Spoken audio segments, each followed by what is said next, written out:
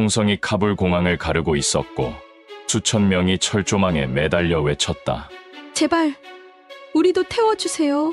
탈레반이 수도를 점령한 지 6시간, 세상은 무너지고 있었다. 그 순간, 그 누구도 예상하지 못한 깃발 하나가 공항에 도착했다.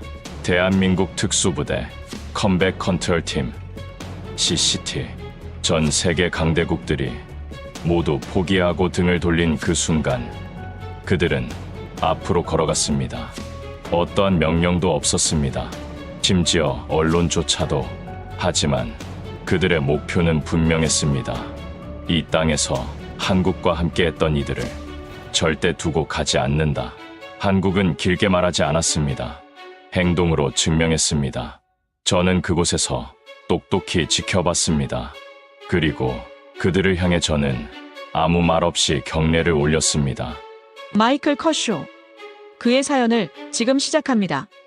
그 전에 잠깐 1초 만에 누를 수 있는 좋아요 버튼을 꾹 눌러주시면 영상 제작에 아주 큰 힘이 됩니다. 그럼 바로 시작하겠습니다. 저는 마이클 컷쇼입니다. 나토 안보자문관으로 20년 넘게 전쟁터를 누비며 살아왔죠. 이라크, 시리아, 아프가니스탄까지. 제가 본 것들을 말씀드리자면 끝이 없을 겁니다. 2021년 8월 카불 공항이었어요. 그곳에서 저는 역사상 가장 혼란스러운 철군 작전을 목격하고 있었습니다. 컷쇼 대령 상황 보고서입니다. 부관이 건넨 서류를 받아들었습니다. 숫자들이 눈에 들어오더군요. 미군 철수 예정일까지 남은 시간, 대피해야 할 인원, 그리고 각국 협력자 명단. 한국 협력자 391명. 이건 불가능해. 저는 속으로 중얼거렸습니다.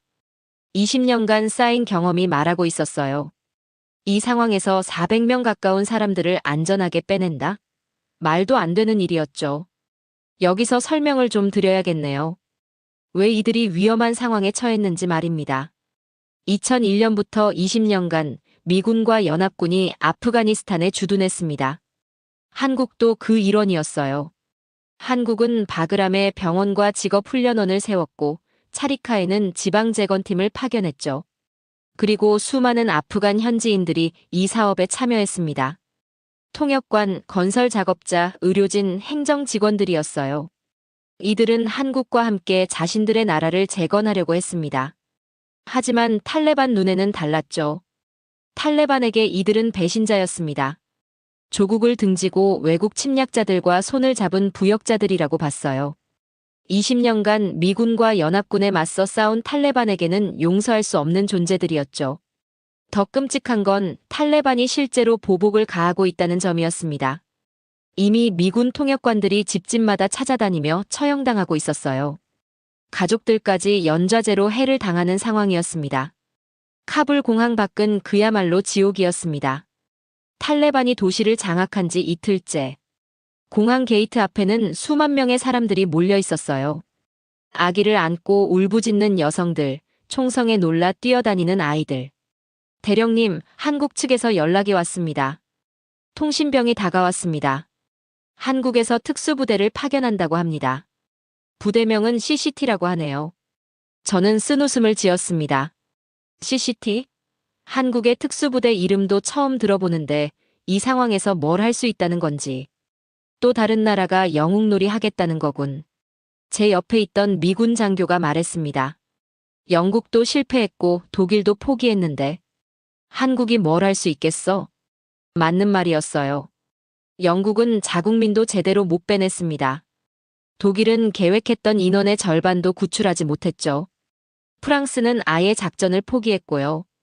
가장 큰 문제는 이동 경로였습니다. 탈레반이 카불을 장악하면서 도시 곳곳에 검문소를 설치했어요. 특히 한국과 일했던 사람들을 찾아내려고 혈안이 되어 있었죠. 저는 작전실 벽에 걸린 지도를 바라봤습니다. 카불에서 공항까지의 거리. 겨우 몇 킬로미터지만 그 사이에는 탈레반 검문소가 10여 개나 있었어요. 협력자들 상황은 어떻습니까? 최악입니다, 대령님. 정보장교가 답했습니다. 대부분이 집에 숨어 있는 상태고요. 탈레반이 명단을 입수했다는 정보도 있습니다. 명단 유출. 이건 정말 끔찍한 일이었어요. 한국 정부와 일했던 아프간인들의 이름과 주소가 탈레반 손에 들어간 겁니다. 죽음의 리스트나 다름없었죠. 그들이 어떻게 공항까지 올 수 있겠어? 저는 혼잣말로 중얼거렸습니다. 이미 여러 사례가 있었거든요. 미군과 일했던 통역관이 검문소에서 발각돼 즉석에서 총살당한 일도 있었고, 집에 숨어 있다가 탈레반에게 끌려나가 공개 처형당한 사람도 있었어요. 탈레반은 이런 공개 처형을 일부러 보여주고 있었습니다. 다른 사람들에게 본보기를 보이려는 거였죠. 외국군과 협력하면 이런 꼴을 당한다는 메시지를 전달하는 거였어요. 한국 대사관은 뭐라고 합니까? 아직 연락이 안 됩니다. 대사관 직원들도 며칠 전에 철수했거든요. 이상했어요. 다른 나라들은 이미 대사관을 닫고 모든 인원을 빼냈는데 한국만 협력자 구출을 시도한다니. 사실 대부분의 국가들이 이미 포기했었어요. 너무 위험하고 복잡한 작전이었거든요. 자국민만 빼내는 것도 어려운 상황에서 현지 협력자까지 구출한다는 건 정말 무모한 시도였습니다. 제가 본 아프간 전쟁 20년 동안 이런 무모한 시도는 처음이었습니다. 대령님, 한국군 수송기가 파키스탄에 도착했다고 합니다. 파키스탄에? 저는 놀랐습니다. 보통은 카불 공항에 직접 오는데 파키스탄을 경유한다는 건 뭔가 다른 계획이 있다는 뜻이었어요. 한국 측에서 협력자들을 어떻게 집결시킬 건지 물어봅니다. 저는 고개를 저었습니다. 불가능하다고 전해. 지금 상황에서는 미군도 감당하기 어려워. 하지만 속으로는 궁금했어요. 한국이 정말 뭔가 다른 방법을 알고 있는 건 아닐까? 그때 작전실 문이 열리며 한 명의 한국군 장교가 들어왔습니다. 계급장을 보니 소령이었어요. 안녕하십니까? 한국 공군 김철수 소령입니다. 김철수 소령은 유창한 영어로 말했습니다. 저희가 파견한 CCT 부대가 곧 도착합니다. 협력자 구출 작전에 대해 협의하고 싶습니다. 저는 김철수 소령을 자세히 봤어요. 젊어 보였지만 눈빛이 달랐습니다. 절망적인 상황인데도 흔들림이 없더군요. 소령, 솔직히 말하겠네. 지금 상황에서는 한 명 빼내는 것도 어려워. 400명 가까운 사람들을? 자살행위야. 김철수 소령이 미소를 지었습니다. 대령님, 저희는 불가능을 가능하게 만드는 게 임무입니다. 그 말에 저는 코웃음을 쳤어요. 젊은 장교들이 늘 하는 말이었거든요. 이상과 현실은 다른 법이죠. 좋아. 그럼 계획을 들어보지.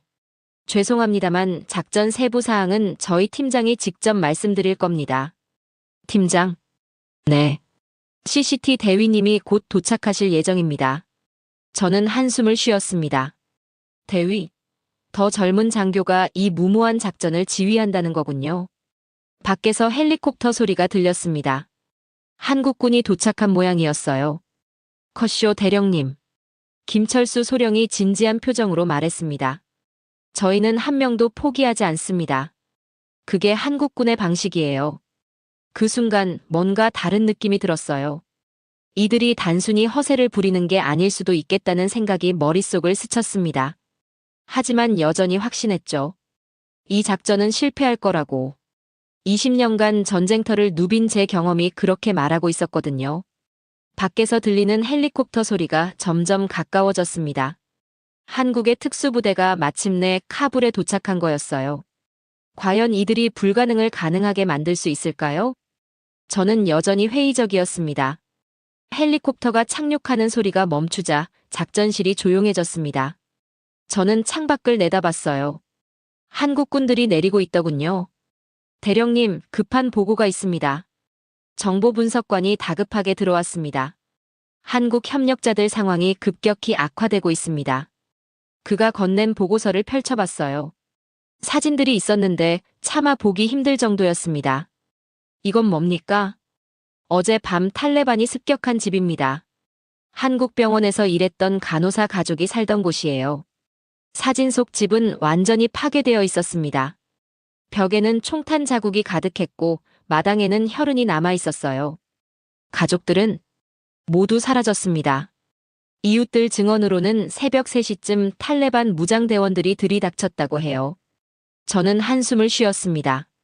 이런 일이 벌어지고 있는 상황에서 구출 작전이라니. 다른 협력자들 상황은 어떻습니까? 대부분 집에 숨어 있지만 언제까지 버틸 수 있을지 모르겠습니다. 정보분석관이 다른 자료를 보여줬어요. 한국직업훈련원에서 일했던 아흐마드 씨 가족입니다. 부인과 아이 셋이 있는데 막내가 겨우 2살이에요. 탈레반이 찾고 있나요? 네. 어제부터 동네를 뒤지고 다니고 있습니다. 아흐마드 씨가 한국어를 유창하게 한다는 걸 알고 있거든요. 한국어를 할 줄 안다는 것. 그것만으로도 위험한 상황이었습니다. 탈레반에게는 외국과 깊이 연관되어 있다는 증거였으니까요.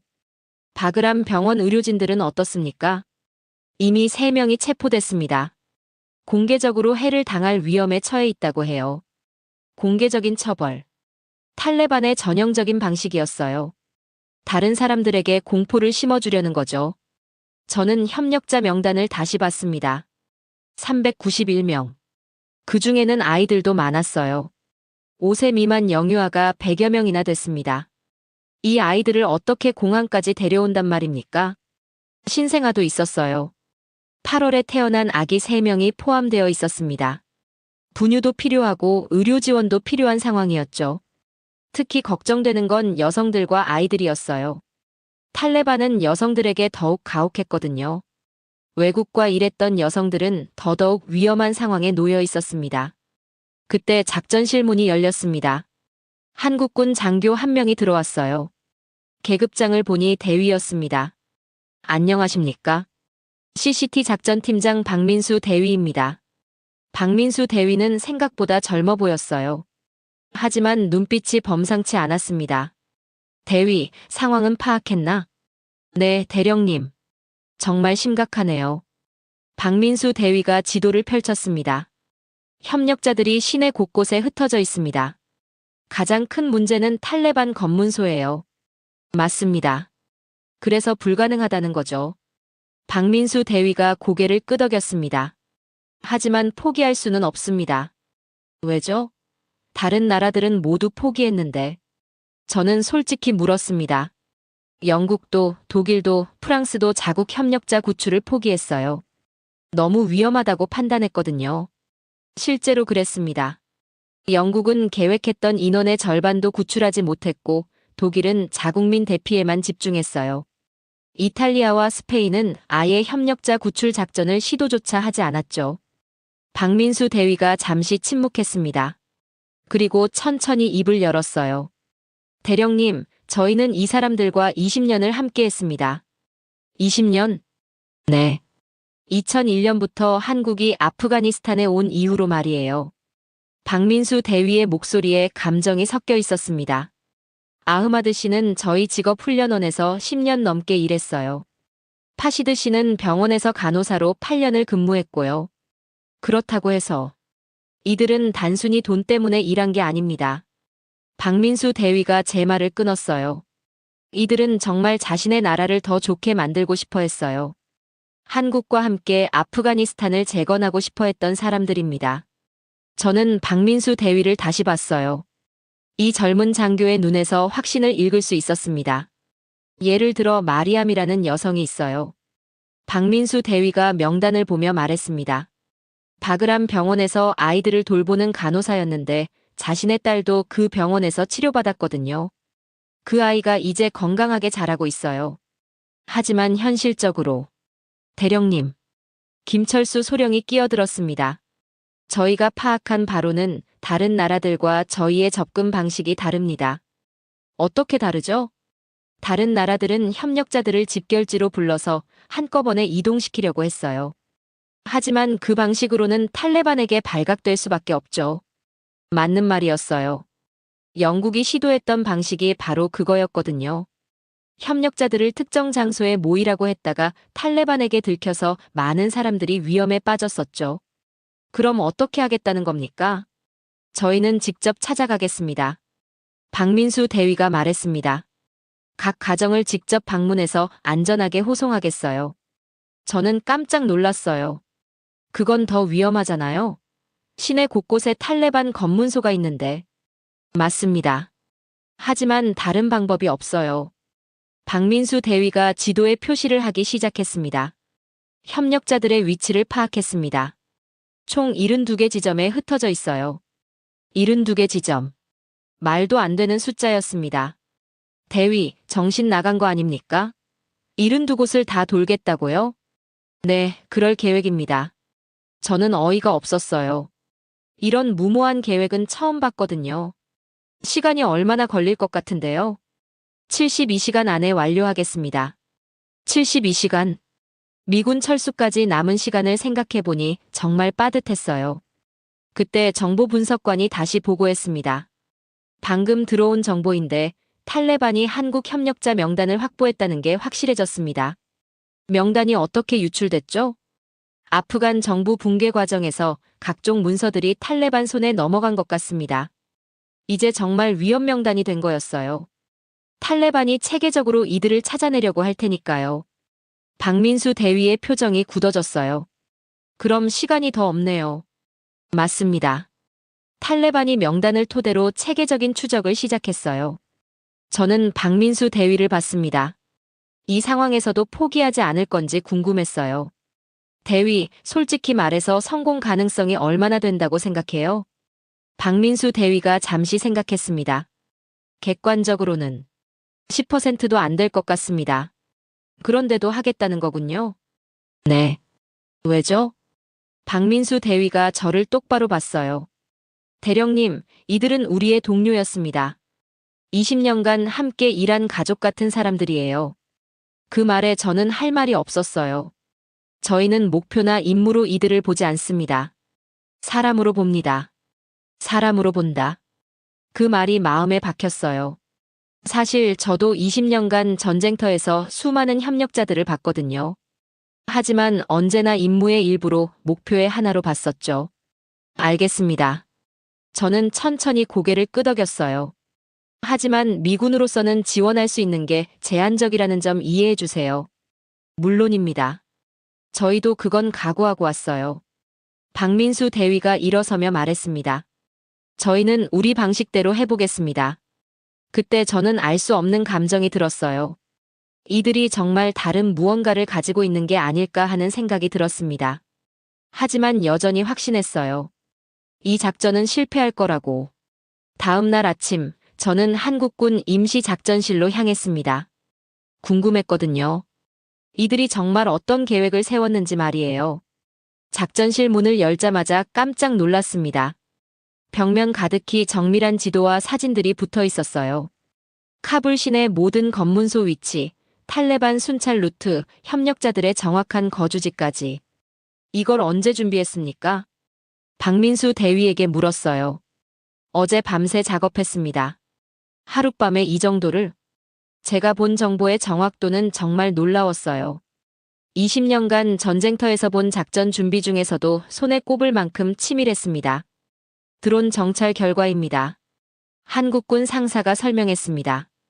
야간 투시 장비로 시내 전체를 스캔했어요. 탈레반 움직임 패턴도 파악했고요. 드론, 야간 투시. 이런 장비들을 이렇게 빨리 운용한다는 게 신기했어요. 여기 보시면 탈레반 검문소가 15개 있습니다.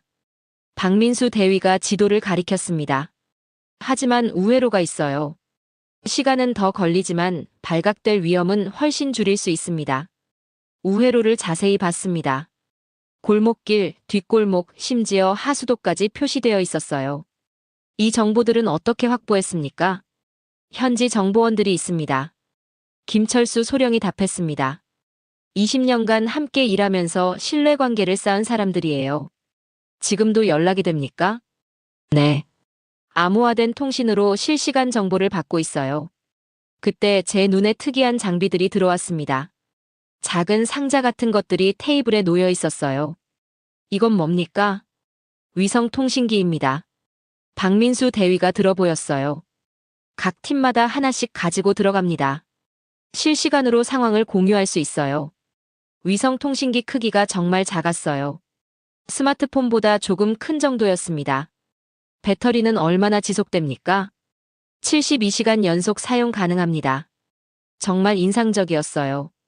이런 소형 장비로 72시간을 버틸 수 있다니. 작전은 어떻게 진행할 계획입니까? 저는 본격적으로 궁금해졌습니다. 박민수 대위가 지도에 색깔별로 표시를 했어요. 총 4개 팀으로 나눕니다. 각 팀이 담당 구역을 정해서 동시에 움직여요. 동시에? 네. 시간차를 두면 탈레반이 패턴을 파악할 수 있거든요. 합리적인 판단이었습니다. 각 팀은 몇 명입니까? 6명씩입니다. 최소 인원으로 최대 효과를 내려고 해요. 6명. 정말 소수 정예였어요. 무장은 최소한으로만 합니다. 발각되면 안 되니까요. 이때 한국군 중사가 다가왔습니다. 대위님, 준비 완료됐습니다. 뭐가 준비됐다는 겁니까? 제가 물었어요. 차량들입니다. 구경해 보시겠어요? 저는 박민수 대위를 따라 나갔습니다. 주차장에는 평범해 보이는 승합차들이 서 있었어요. 겉보기에는 일반 차량 같았습니다. 이게 작전 차량입니까? 네.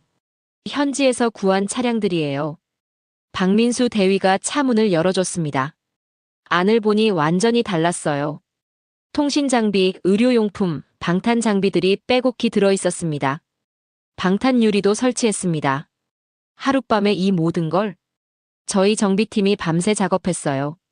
정말 대단했습니다. 이런 신속함은 처음 봤거든요. 각 차량마다 역할이 다릅니다. 박민수 대위가 설명을 시작했어요. 선발대는 정찰과 경계를 담당하고 본대는 인원 수송, 후발대는 어무와 철수를 맡습니다. 체계적이었어요. 정말 전문적인 작전이었습니다. 그때 무전기에서 소리가 났습니다. 본부. 1팀에서 보고합니다. 1팀 말씀하세요. 첫 번째 목표 지점 도착했습니다. 상황 양호해요. 저는 깜짝 놀랐어요. 벌써 시작했습니까? 네. 새벽 5시부터 움직이기 시작했어요. 새벽 5시. 탈레반이 가장 경계를 늦추는 시간대였습니다. 어떤 곳부터 가는 겁니까? 가장 위험한 곳부터 시작해요. 박민수 대위가 지도를 가리켰습니다. 이 집에는 한국 병원 의사 가족이 살고 있어요. 어제부터 탈레반이 주변을 맴돌고 있다고 해요. 가장 위험한 곳부터. 보통은 쉬운 곳부터 시작하는데 이들은 달랐습니다. 왜 어려운 곳부터 합니까? 시간이 지날수록 탈레반 경계가 더 삼엄해져요. 그래서 지금이 기회예요. 논리적이었습니다. 무전기에서 다시 소리가 났어요. 목표 인원 확인했습니다. 가족 5명 모두 무사해요. 상황은? 주변에 탈레반 순찰대 없습니다. 이동 준비 중이에요. 저는 숨을 죽이고 들었어요. 정말 긴장되는 순간이었습니다. 이동 시작합니다. 10분 후에 다시 연락이 왔어요. 첫 번째 검문소 통과했습니다. 어떻게 통과했습니까? 제가 박민수 대위에게 물었어요. 위장 신분증과 가짜 서류를 준비했어요.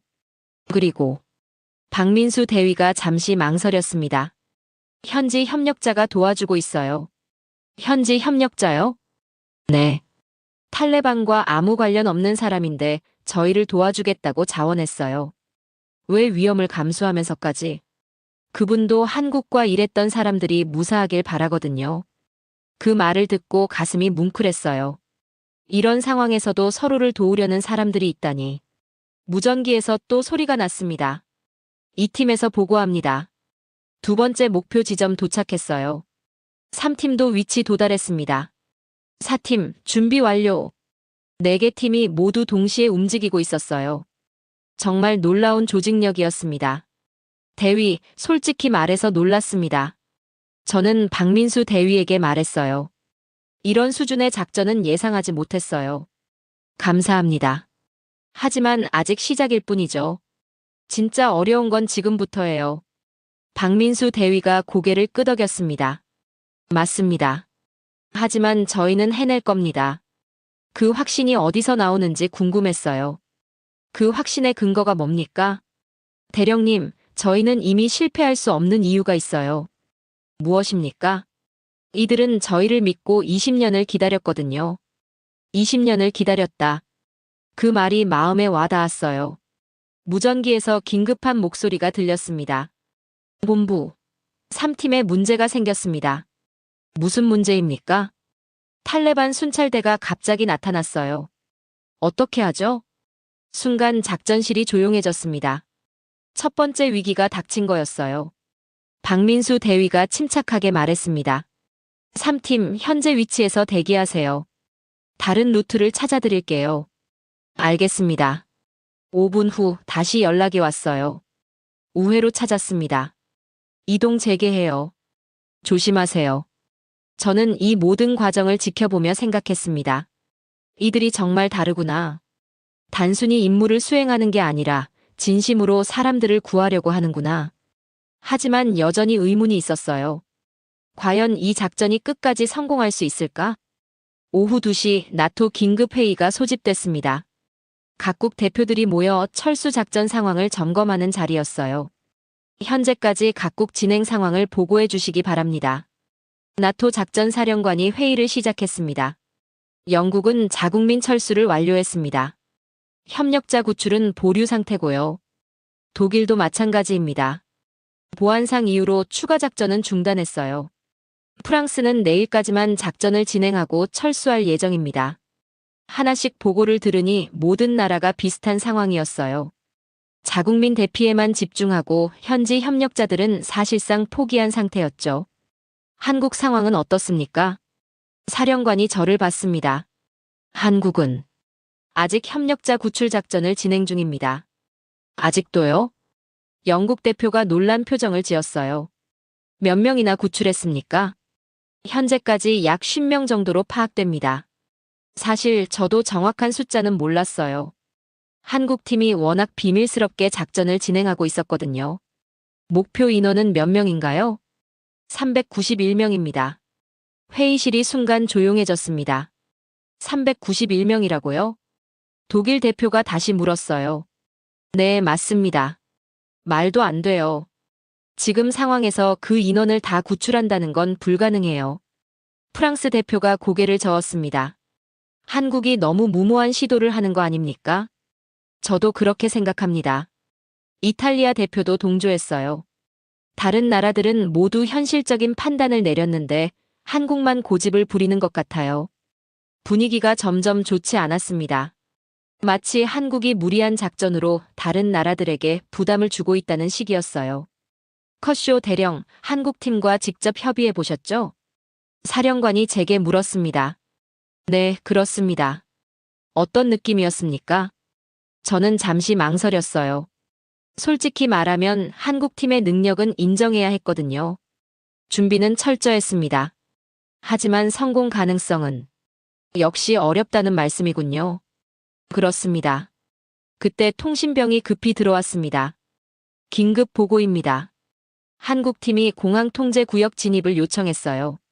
통제구역이요? 사령관이 놀랐습니다. 네. 구출한 협력자들을 공항으로 데려오려고 하는데 현재 진입이 제한된 상태라고 해요. 공항 통제구역은 미군이 엄격하게 관리하는 곳이었어요. 보안상 이유로 허가받지 않은 인원의 출입을 금지하고 있었죠. 얼마나 많은 인원인지 확인됐습니까? 약 80명 정도라고 합니다. 80명. 생각보다 많은 숫자였어요. 한 번에 80명을 들여보낸다고요? 영국 대표가 의아해했습니다. 보안 검색만 해도 몇 시간이 걸릴 텐데요. 맞는 말이었어요. 한 명씩 신원 확인하고 검색하려면 정말 오랜 시간이 필요했죠. 게다가 이들이 정말 한국 협력자인지 어떻게 확인합니까? 독일 대표가 우려를 표했어요. 가짜 서류를 가진 사람들이 섞여 있을 수도 있잖아요. 이것도 현실적인 우려였습니다. 실제로 다른 나라 작전에서 그런 사례가 있었거든요. 저는 공항 통제실로 연락을 했습니다. 한국팀 상황 어떻습니까? 지금 게이트 앞에서 대기 중입니다. 진입 허가를 기다리고 있어요. 인원 구성은? 가족 단위로 왔네요. 아이들도 많고 노인분들도 계세요. 가족들이라니. 정말 민간인들이 맞는 것 같았어요. 한국 담당자와 통화할 수 있습니까? 잠시만요. 곧 박민수 대위의 목소리가 들렸습니다. 커쇼 대령님, 박민수입니다. 대위, 지금 상황이 복잡해요. 나토에서는 보안상 우려를 표하고 있어요. 알고 있습니다. 신원 확인에 시간이 오래 걸릴 것 같은데 어떻게 할 겁니까? 저희가 보증하겠습니다. 보증이라니요? 이 사람들은 모두 저희가 직접 확인한 분들이에요. 20년간 함께 일한 사람들입니다. 박민수 대위의 목소리에는 확신이 있었어요. 하지만 절차는 지켜야 하지 않겠습니까? 물론입니다. 하지만 지금 이 순간에도 더 많은 사람들이 위험에 처해 있어요. 그때 나토 사령관이 제게 손짓했습니다. 대위, 잠시만요. 저는 사령관에게 다가갔어요. 어떻게 하시겠습니까? 나토 차원에서는 보안을 우선시해야 하는데요. 하지만 이들도 우리와 함께 일한 사람들 아닙니까? 그렇긴 하지만 다른 나라들의 시선도 있고 정말 어려운 상황이었어요. 인도적인 측면과 보안 문제 사이에서 고민해야 했죠. 저는 다시 박민수 대위와 통화했습니다. 대위, 좀 더 기다려야 할 것 같아요. 얼마나 기다려야 합니까? 확실하지 않아요. 승인 절차가 필요해서요. 잠시 침묵이 흘렀습니다. 대령님. 박민수 대위가 조용히 말했어요. 저희는 승인보다 사람을 먼저 구합니다. 뭐라고요? 승인을 기다리는 동안 더 많은 사람들이 위험에 빠질 수 있어요. 그 말에 저는 충격을 받았어요. 이건 명령이 아니라 결단이었거든요. 대위, 그 말의 의미를 알고 계신가요? 네, 알고 있습니다. 규정을 어기는 일일 수도 있어요. 하지만 사람의 생명보다 중요한 규정은 없습니다. 저는 할 말을 잃었어요. 20년간 군대에서 복무하면서 이런 말을 들어본 적이 없었거든요. 보통은 명령과 규정을 우선시하는데 이들은 사람을 먼저 생각하고 있었어요. 대위. 대령님, 죄송하지만 저희는 계속 진행하겠습니다. 무슨 뜻입니까? 다른 방법을 찾아보겠어요. 공식 루트가 안 되면 다른 방법으로라도요. 정말 놀라웠어요. 이런 의지를 가진 사람들을 본 적이 없었거든요. 알겠습니다. 제가 최대한 빨리 승인받도록 노력해 보겠어요. 감사합니다. 전화를 끊고 나서 저는 깊은 생각에 빠졌어요. 과연 무엇이 더 중요한 걸까? 규정과 절차일까? 아니면 사람의 생명일까? 나토 회의실로 돌아가니 여전히 논의가 계속되고 있었어요. 한국의 행동이 다른 나라들에게 부담을 주고 있어요. 맞습니다. 무리한 작전으로 전체 철수 계획에 차질을 빚을 수 있어요. 저는 이런 말들을 들으며 답답함을 느꼈어요. 사령관님, 제가 입을 열었습니다. 한국 팀을 직접 보니 정말 체계적으로 작전을 진행하고 있었어요. 그렇다고 해서 그리고 이들이 구하려는 사람들은 정말 우리와 함께 일한 동료들입니다. 회의실이 조용해졌어요. 물론 보안도 중요하죠. 하지만 이들을 그냥 버려둘 수는 없지 않습니까? 영국 대표가 고개를 저었어요. 컷쇼 대령, 감정적으로 접근하시면 안 됩니다. 감정적이라고요? 저는 조금 화가 났어요. 20년간 우리와 함께 일한 사람들을 구하는 게 감정적입니까? 하지만 현실적으로 한국은 지금 해내고 있어요. 다른 나라들이 포기한 일을 말이에요. 제 목소리가 조금 높아졌습니다. 회의실 분위기가 묘해졌어요. 모든 시선이 저에게 집중됐죠.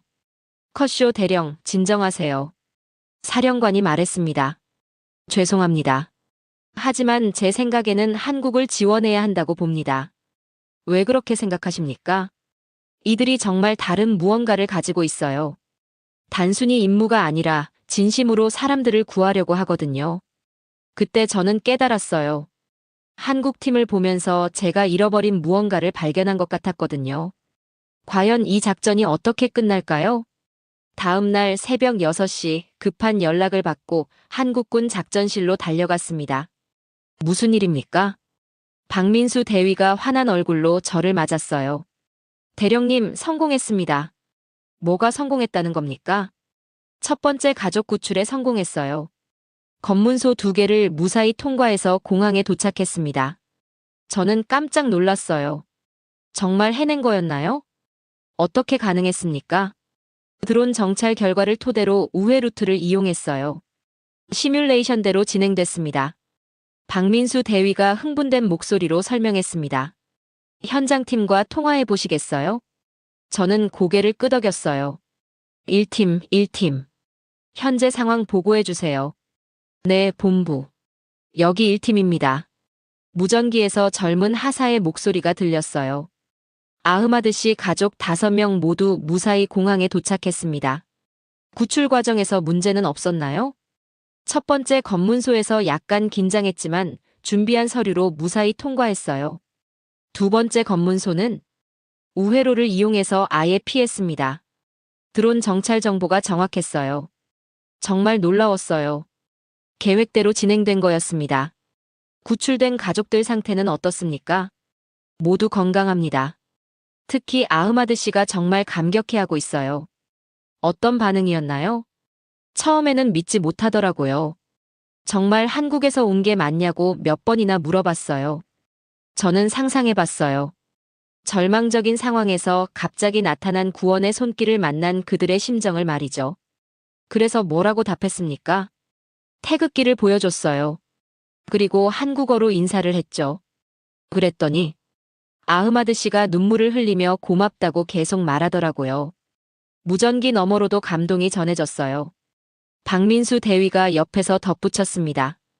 아흐마드 씨는 한국직업훈련원에서 12년간 일하신 분이에요. 한국어도 유창하시죠? 12년이라니 정말 오래됐네요. 네. 그분에게 한국은 제2의 조국 같은 곳이에요. 그때 다른 팀에서도 연락이 왔습니다. 본부, 여기 이 팀입니다. 이 팀 상황 보고하세요. 바그람 병원 간호사 파시드 씨 가족도 구출 완료했습니다. 두 번째 성공이었어요. 어떻게 진행됐나요? 예상보다 수월했어요. 새벽 시간대라 탈레반 활동이 적더라고요. 가족들 반응은? 파시드 씨 부인이 계속 울고 계세요. 기쁨의 눈물이지만요. 저는 점점 놀라워졌어요. 정말 해내고 있었거든요. 3팀에서도 보고 드립니다. 말씀하세요. 한국 대사관에서 일하던 통역관 하산 씨 가족 구출했어요. 세 번째 성공. 연속으로 성공하고 있었습니다. 모두 몇 명이나 구출됐습니까? 박민수 대위가 명단을 확인했어요. 현재까지 총 23명입니다. 23명이요? 네. 세 가족 모두 합쳐서요. 아직 시작일 뿐인데도 벌써 23명을 구출한 거였어요. 저는 작전실 벽에 붙은 지도를 다시 봤습니다. 빨간 점으로 표시된 곳들이 구출 완료된 지점들이었어요. 다음 목표는 어디입니까? 사구역에 있는 의료진 가족들이에요. 박민수 대위가 지도를 가리켰습니다. 하지만 이 지역은 좀 더 위험해요. 탈레반 활동이 활발한 곳이거든요. 어떻게 접근할 계획입니까? 야간 작전으로 전환할 예정이에요. 어둠을 이용해서 말이죠. 그때 무전기에서 긴급한 목소리가 들렸습니다. 본부, 4팀에서 급보입니다. 4팀 무슨 일입니까? 목표 지점 근처에 탈레반 순찰대가 있어요. 어떻게 하죠? 첫 번째 위기 상황이었어요. 박민수 대위가 즉시 대응했습니다. 4팀 현재 위치에서 대기하세요. 드론 정찰 결과 확인하고 지시하겠습니다. 알겠습니다. 박민수 대위가 태블릿을 확인했어요. 실시간 드론 영상이 나오고 있었습니다. 탈레반 순찰대가 3명 있네요. 차량 한 대도 있고요. 화면을 보니 정말 위험해 보였어요. 어떻게 하시겠습니까? 기다려야죠. 이들이 지나갈 때까지요. 30분을 기다렸습니다. 정말 긴장되는 시간이었어요. 본부, 순찰대가 지나갔어요. 확실합니까?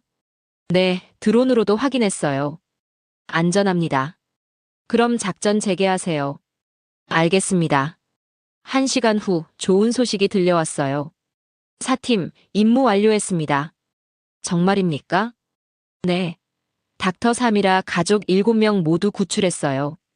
7명. 생각보다 큰 가족이었어요. 가족 구성이 어떻게 됩니까? 할머니, 부모님, 그리고 아이들 4명이에요. 아이들도 무사한가요? 네, 모두 건강해요. 막내가 3살인데 정말 귀여워요. 그 말을 듣고 저는 가슴이 뭉클했어요. 3살짜리 아이까지 구해낸 거였거든요. 닥터 3이라 반응은 어땠나요? 처음에는 꿈인 줄 알았다고 해요. 그러다가 저희가 한국어로 말하니까 그제야 믿더라고요. 뭐라고 말씀하시던가요?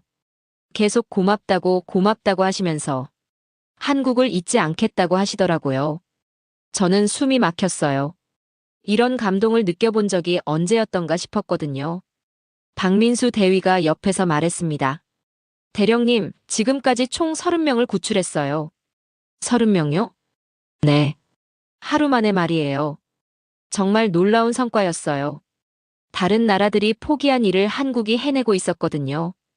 이 속도라면 이틀 안에 절반은 구출할 수 있을 것 같아요. 그때 제 머릿속에 떠오른 단어가 있었어요. 미라클. 기적. 정말 기적이 일어나고 있었어요. 저는 박민수 대위를 봤습니다. 대위, 솔직히 말하면 저는 확신하지 못했어요. 어떤 걸 말씀이세요? 이 작전이 성공할 거라는 걸요. 박민수 대위가 미소를 지었습니다. 저희도 쉽지 않다는 걸 알고 있었어요. 그런데 어떻게? 대령님, 저희에게는 포기할 수 없는 이유가 있었거든요. 그게 뭔가요? 이 사람들이 저희를 믿고 20년을 기다렸어요.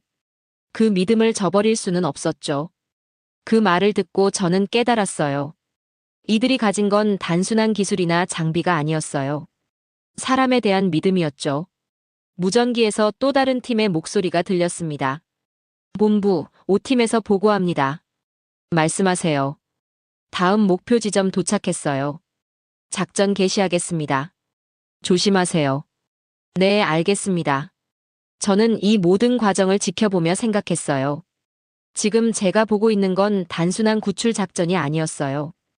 인간이 인간을 지키려는 숭고한 노력이었죠. 그리고 그 순간 저는 확신했어요. 이들이 정말 기적을 만들어낼 거라고. 대위. 네, 대령님. 이 작전의 코드명이 뭐라고 했죠? 미라클입니다. 미라클. 정말 적절한 이름이었어요. 지금 일어나고 있는 일이 바로 기적이었거든요. 작전 시작 2일째 오후 상황이 급변했습니다. 대령님, 긴급 상황입니다. 정보 분석관이 숨을 헐떡이며 작전실로 뛰어들어왔어요. 무슨 일입니까? 탈레반이 한국 구출 작전을 눈치챘습니다. 저는 깜짝 놀랐어요. 그동안 비밀리에 진행되던 작전이 발각된 거였나요? 박민수 대위도 급하게 다가왔습니다. 어떻게 알았습니까? 방금 전 탈레반 무전을 감청한 결과예요. 정보 분석관이 녹음 파일을 틀었습니다. 아랍어였지만 통역관이 실시간으로 번역해줬어요. 외국군이 우리 감시망을 피해 사람들을 빼내고 있다. 모든 검문소 경계를 강화하라. 공항으로 향하는 모든 길목을 봉쇄하고 의심스러운 차량은 즉시 정지시켜라. 상황이 심각했어요. 지금까지 성공적으로 진행되던 작전에 빨간불이 켜진 거였습니다. 현재 구출팀들 위치는 어떻습니까? 박민수 대위가 급하게 확인했어요. 1팀과 2팀은 이미 공항으로 복귀했고 3팀은 시내에서 대기 중입니다. 4팀은 지금 막 다음 목표 지점으로 향하고 있어요. 그때 무전기에서 긴급한 목소리가 들렸습니다. 본부, 3팀에서 급보입니다. 3팀, 상황 보고하세요.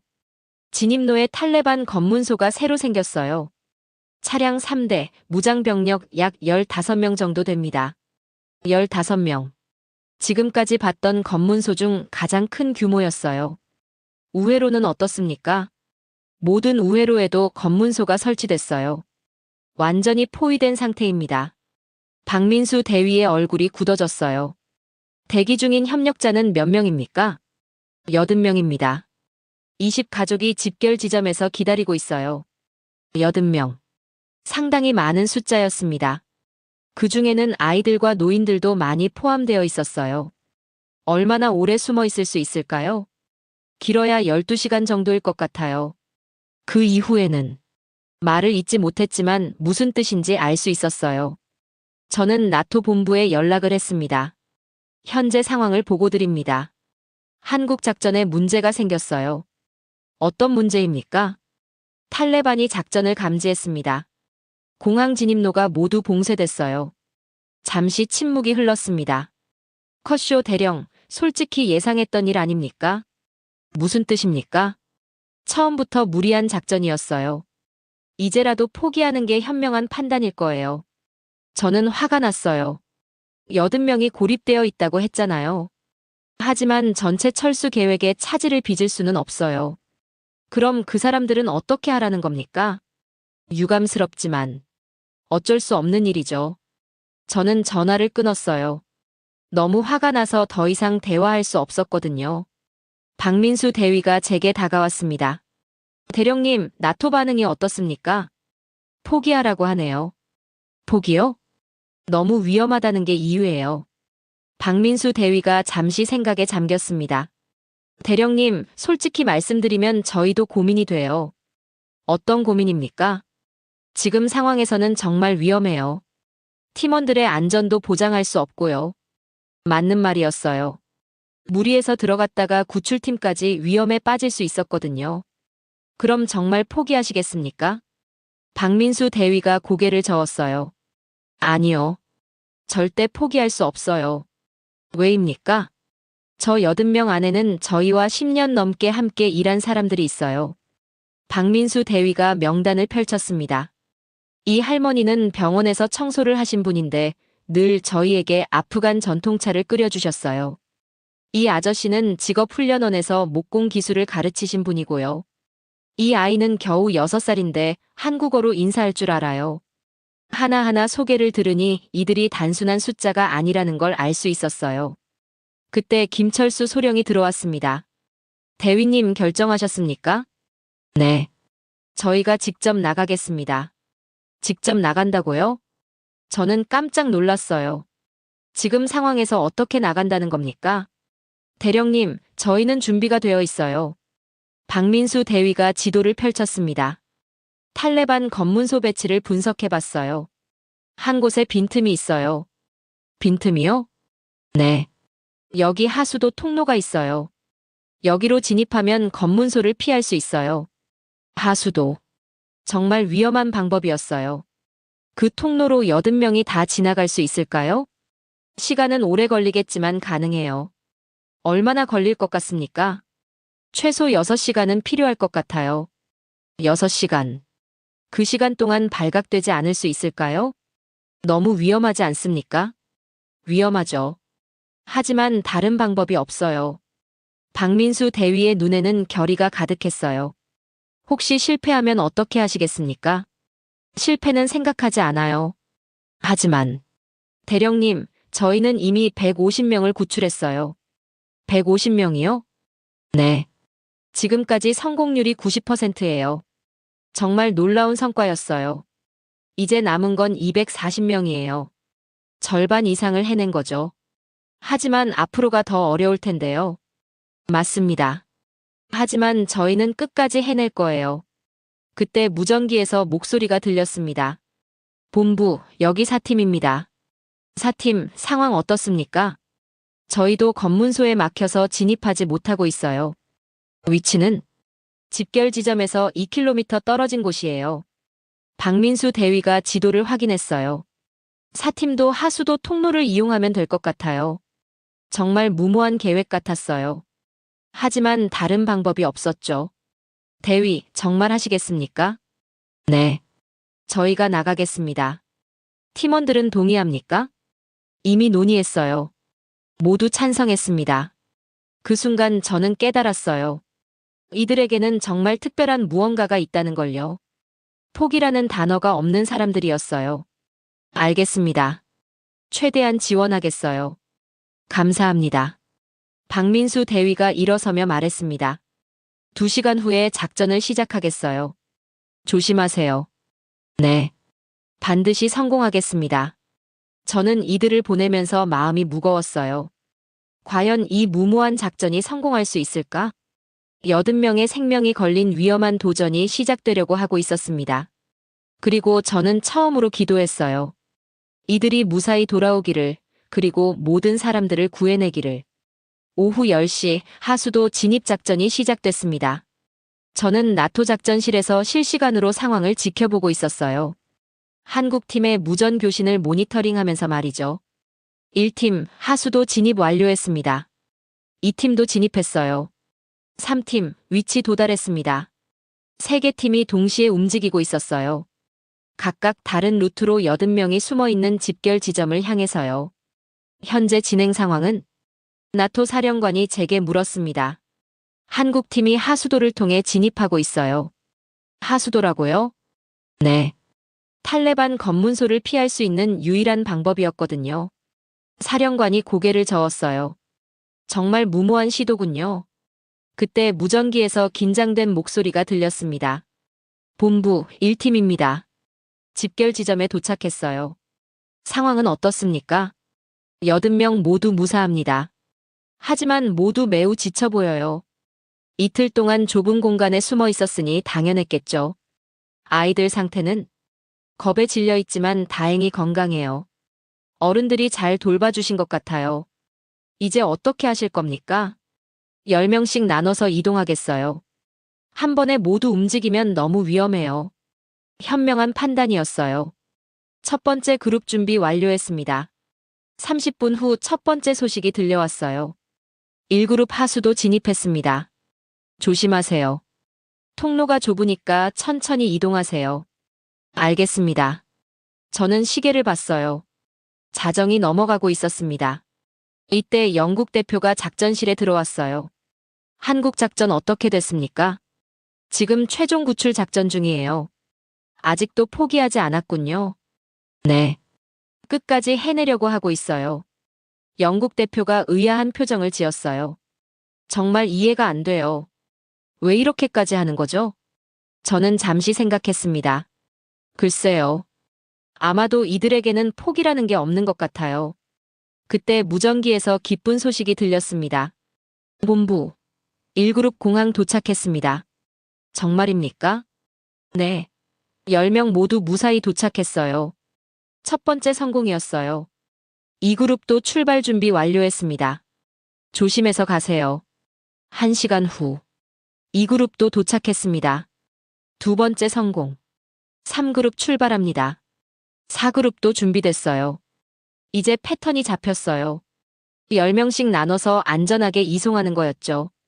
새벽 3시가 됐을 때였어요. 본부 마지막 그룹입니다. 몇 명 남았습니까? 20명이에요. 이제 정말 마지막이에요. 마지막 그룹에는 가장 어린 아이들과 노인분들이 포함되어 있었어요. 특별히 주의할 점이 있습니까? 할머니 한 분이 걸으시기 어려워하세요. 부축해서 가야 할 것 같아요. 시간이 더 걸리겠네요. 괜찮아요. 천천히 안전하게 가겠습니다. 1시간 30분이 지났을 때였어요. 본부. 마지막 그룹도 도착했습니다. 그 순간 작전실이 조용해졌어요. 정말입니까? 80명 모두요? 네. 모두 무사히 도착했어요. 저는 믿을 수 없었어요. 정말 해낸 거였나요? 박민수 대위의 목소리가 들렸습니다. 대령님, 보고 드립니다. 말씀하세요.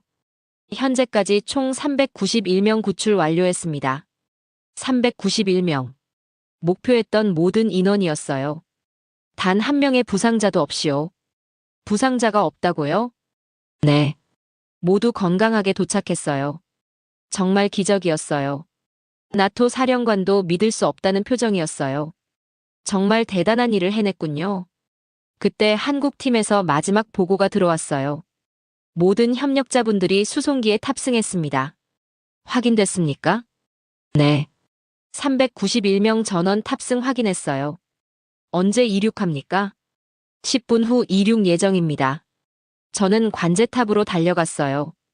이 역사적인 순간을 직접 보고 싶었거든요. 관제탑에서 보니 한국 수송기가 활주로에 서 있었어요. 이륙 준비 완료됐습니다. 허가합니다.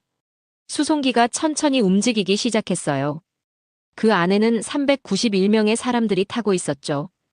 20년간 한국과 함께 일했던 소중한 사람들이요. 수송기가 하늘로 올라가는 모습을 보며 저는 말문이 막혔어요. 정말 해낸 거였어요. 그때 박민수 대위가 관제탑으로 올라왔습니다. 대령님. 대위, 정말 대단했어요. 감사합니다. 저는 박민수 대위를 바라봤어요. 이 젊은 장교가 불가능을 가능하게 만들어낸 거였어요. 어떤 기분입니까? 박민수 대위가 잠시 생각했어요. 안도감이 가장 커요. 모두 무사히 구했다는. 그리고요? 자랑스러워요. 저희가 해낸 일이 말이에요. 정말 자랑스러워해도 될 일이었어요. 그때 저는 자연스럽게 경례를 올렸어요. 20년 군 생활을 하면서 이렇게 진심으로 경례한 적이 언제였는지 모르겠더라고요. 박민수 대위도 경례로 답했어요. 다음 날 나토 긴급회의가 소집됐습니다. 한국의 작전 결과를 보고받겠습니다.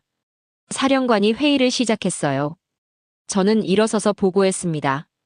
한국은 목표했던 391명을 모두 구출했습니다. 모두요? 네. 한 명의 예외도 없이 전원 구출했어요. 회의실이 조용해졌어요. 부상자는 한 명도 없습니다. 작전 기간은 72시간이었습니다. 영국 대표가 놀란 표정으로 물었어요. 어떻게 그런 일이 가능했습니까? 저는 잠시 생각했어요. 정밀한 계획과 완벽한 실행력, 그리고요? 사람에 대한 진심이었던 것 같아요. 독일 대표가 고개를 끄덕였어요. 정말 대단한 일이군요. 맞습니다. 한국의 전술력은 고도의 실전 수준이었어요. 사령관이 정리했습니다. 이번 한국의 작전은 나토 역사에 기록될 만한 성과입니다. 그날 저녁, 저는 혼자 생각에 잠겼어요. 20년간 전쟁터에서 봤던 수많은 작전들 중에서 이런 감동을 준 건 처음이었어요. 한국 팀이 보여준 건 단순한 군사작전이 아니었어요. 인간이 인간을 지키려는 숭고한 노력이었죠. 그리고 그들이 증명한 건 이거였어요. 진심과 의지가 있으면 불가능도 가능하게 만들 수 있다는 것.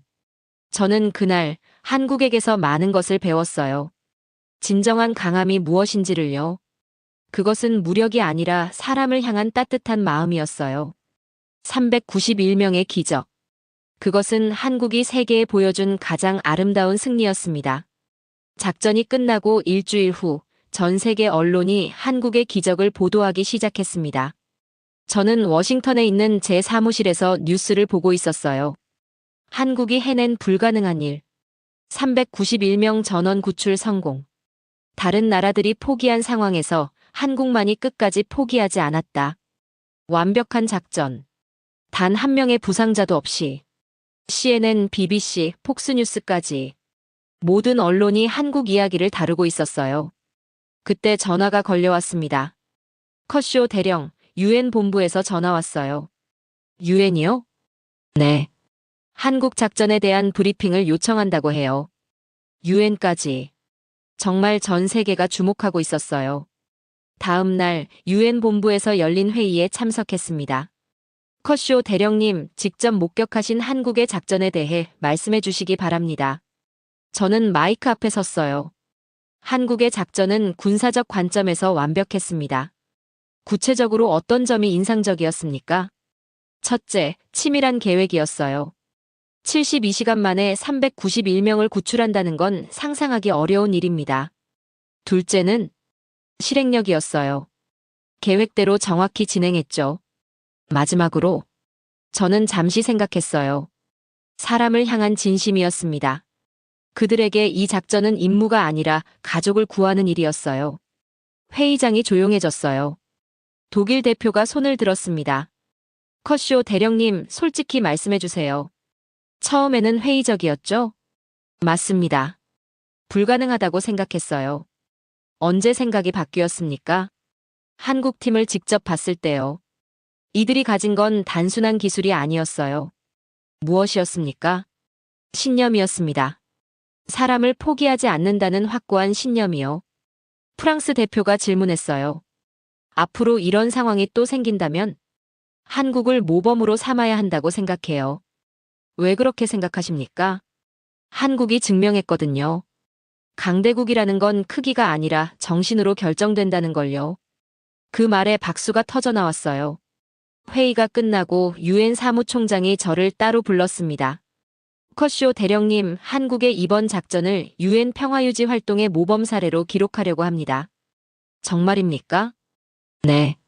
앞으로 전 세계 평화유지군이 배워야 할 사례라고 봅니다. 며칠 후 더 놀라운 소식이 들려왔어요.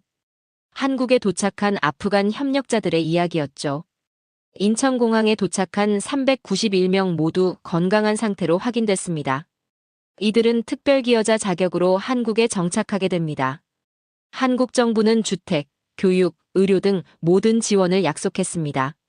정말 끝까지 책임지는 거였어요. 그때 제게 한국에서 편지가 왔습니다. 구출됐던 아흐마드 씨가 보낸 거였어요. 컷쇼 대령님께. 저는 아흐마드입니다. 한국에 온 지 한 달이 됐어요. 제 아이들이 한국 학교에 다니기 시작했어요. 처음에는 언어가 어려웠지만 친구들이 많이 도와줘요. 아내는 한국어 배우는 걸 정말 좋아해요. 매일 공부하고 있어요. 그런데 가장 놀라운 건 한국 사람들이에요. 길에서 저희를 보면 반갑게 인사해 주세요. 아프간에서 온 걸 알고도 따뜻하게 대해주죠. 어제는 이웃 할머니가 김치를 나눠주셨어요. 매워서 눈물이 났지만 맛있었어요. 제 딸이 그림을 그렸어요. 비행기와 태극기가 그려져 있어요.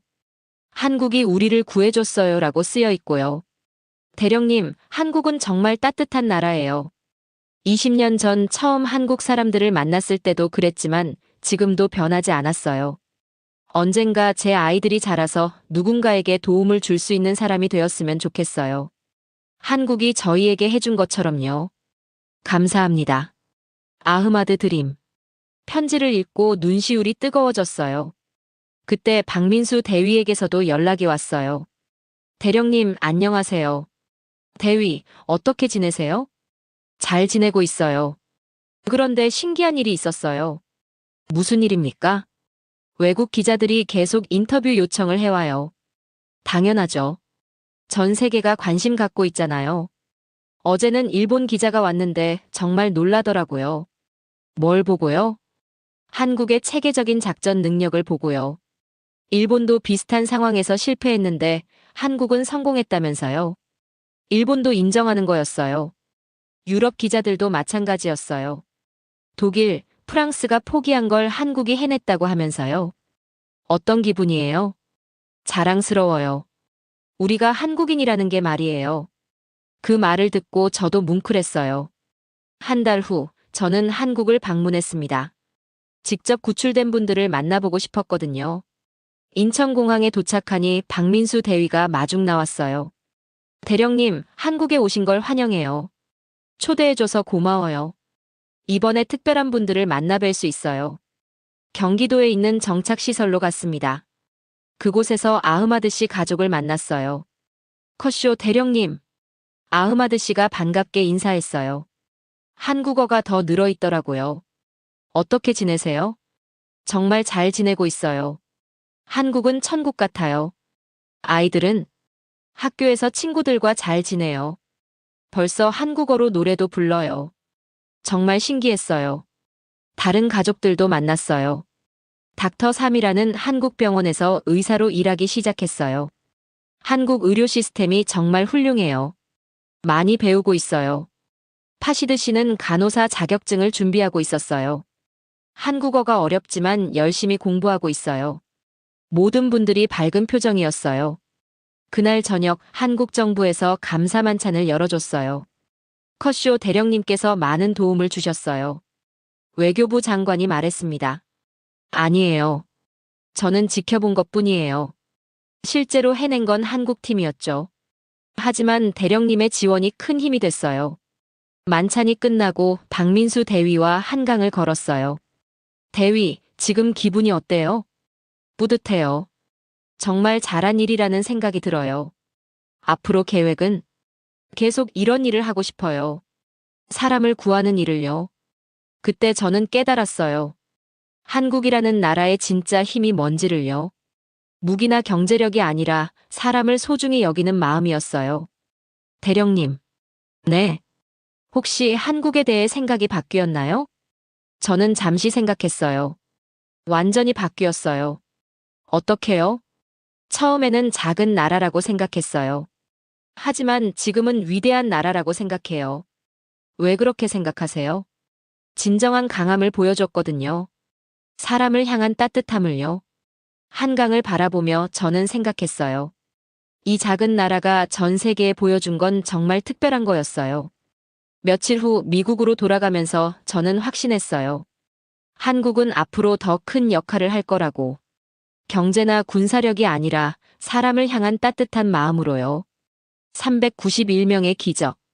그것은 한국이 세계에 보여준 가장 아름다운 선물이었어요. 그리고 저는 그 순간을 목격한 것이 평생 자랑이 될 거라고 생각했어요. 한국. 정말 대단한 나라였습니다. 오늘의 사연은 여기까지입니다. 구독과 좋아요는 영상 제작에 아주 큰 힘이 됩니다. 지금까지 감동테라스 저는 소희였습니다. 오늘도 우리 구독자님들의 가정에 따뜻한 행복이 가득하시길 진심으로 바라겠습니다. 긴 영상 끝까지 시청해주셔서 정말 감사합니다. 내일 더 좋은 이야기로 찾아뵙겠습니다. 감사합니다.